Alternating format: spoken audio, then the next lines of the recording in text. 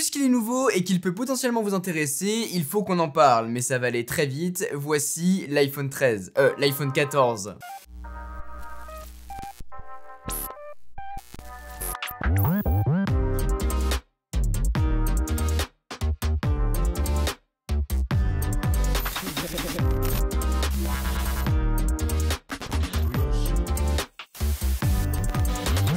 Salut tout le monde, c'est Quentin, je suis ravi de vous retrouver dans cette nouvelle vidéo pour parler de l'iPhone 14, l'un des tout derniers smartphones proposés par Apple, mais on l'a très vite compris après sa présentation, il n'est pas si nouveau que ça. Histoire de mettre tout de suite les pieds dans le plat, oui, l'iPhone 14 est identique, ou presque, à l'iPhone 13 sorti l'an dernier. Il n'en reste pas moins un excellent smartphone, vous allez le voir, rien que côté design, il est très beau, avec ce vert et l'alu sur le côté, puisqu'il fait la même taille que l'iPhone 13, et bien vous pourrez conserver vos coques, il est là dans son nouveau coloris bleu alpin, qui ressemble à celui de l'iPhone 13 Pro qui est très joli. J'aime beaucoup. On reste sur la même taille d'écran de 6,1 pouces, un écran superbe, j'ai rien à dire là-dessus. Après, c'est la même batterie, même autonomie, même puce A15 qui, allez, évolue puisque c'est la même que sur l'iPhone 13 Pro avec 6 Go de RAM. Mais on se fait chier quoi, il fait pas rêver et j'irai même au-delà en vous disant qu'il est tellement évité qu'il se revendra moins cher que les iPhone 13 et 13 Pro puisqu'on a les mêmes specs mais en plus cher. Et en plus, il tiendra moins longtemps que les 14 Pro. C'est relou parce qu'on a toujours été habitué à voir tous les ans des nouveautés.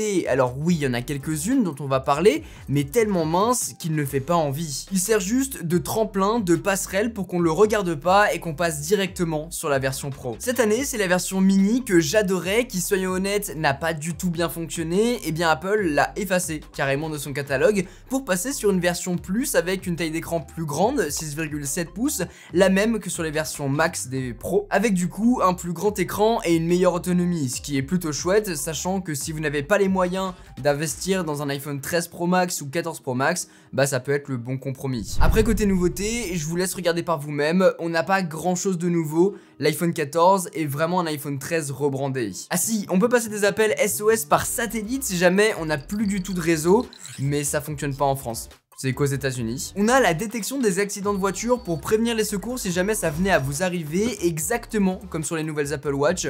Plutôt chouette. Et ça va pas vous faire acheter un nouvel iPhone, tout comme le Bluetooth 5.3. Et puis sinon, le reste va se passer sur la partie photo. On reste sur un double capteur avec un grand angle et un ultra grand angle de 12 mégapixels. Pas de triple module, pour ça il faudra passer sur la version Pro. On a par contre une petite amélioration sur le capteur principal avec une ouverture plus grande de f1.5, le même capteur que sur l'iPhone 13 Pro. Et ça c'est bien cool. D'autant que le traitement logiciel a été amélioré avec des couleurs bien vives, une plage dynamique étendue, des contrastes bien respectés, une profondeur de champ naturel très sympa et des contours plus nets en mode portrait. J'ai vraiment l'impression que ce mode a fait un step up quand on est dans des bonnes conditions d'éclairage. Il y a pas mal de photos prises sur mon compte Instagram avec ce mode là sur les nouveaux iPhones, je trouve incroyable cette année. D'ailleurs, n'hésitez pas à m'y suivre parce que c'est là-bas que je vous partage en avant-première les produits qui vont arriver et que je vais vous présenter sur la chaîne, parfois quelques jours voire quelques semaines avant, et puis il y a énormément de contenu exclusif, de concours bientôt, enfin bref, il y a pas mal de choses donc allez m'y suivre. L'ultra grand angle, lui, est identique à l'iPhone 13 mais meilleur en basse lumière grâce à ce fameux traitement logiciel. C'est toujours chouette de pouvoir prendre des photos dans ce mode, je le préfère même au zoom x2 ou x3, on est plus créatif avec je trouve. Dites-moi ce que vous en pensez d'ailleurs en commentaire. Après, on voit bien qu'il est moins bon que le capteur principal, peu importe le scénario, mais surtout en basse lumière. Sinon, il reste très efficace. Et même s'il en est parfaitement capable, il ne pourra pas prendre de photos en macro, tout comme le mode ProRAW pour les photos et le mode ProRes pour les vidéos. C'est frustrant et limite du foutage de gueule, sachant le peu de nouveautés qu'on a sur l'iPhone 14. Sur la face avant, on reste sur du 12 mégapixels, mais qui évolue avec une plus grande ouverture et un autofocus. Là où je vois une belle amélioration sur l'iPhone 14 Pro, je la vois moins sur le 14, même si elle est présente, je vous rassure, surtout au niveau de l'autofocus, qui fait plaisir.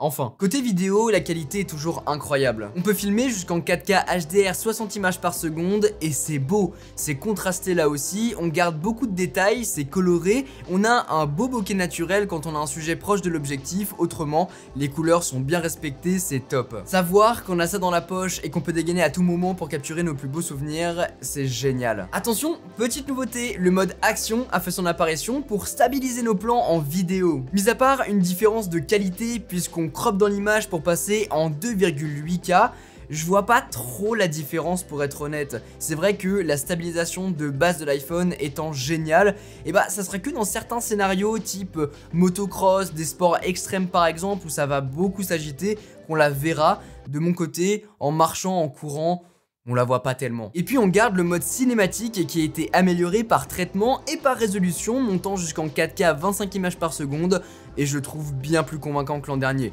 C'était très bof.